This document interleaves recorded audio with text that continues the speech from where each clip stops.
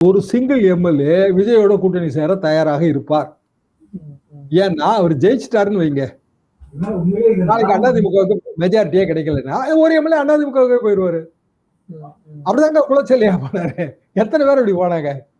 எம்ஜிஆர் ஆட்சிக்கு வந்து பாருங்க. ஏங்க நம்ம செம்மலை எம்ஜிஆர் எடுத்து சுயேட்சாருன்னாருங்க.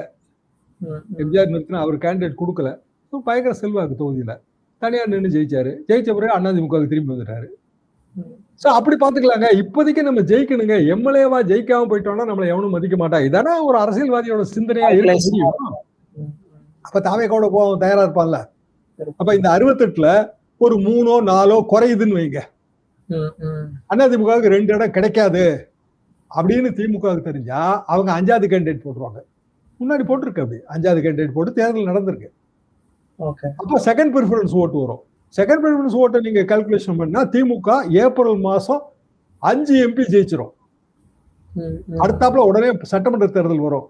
திமுக ஒரு வெற்றி முகத்தோட சட்டமன்ற தேர்தல் போயிடும். கவனிச்சு பாருங்க, படு ரிஸ்க் இருக்கு இதுல.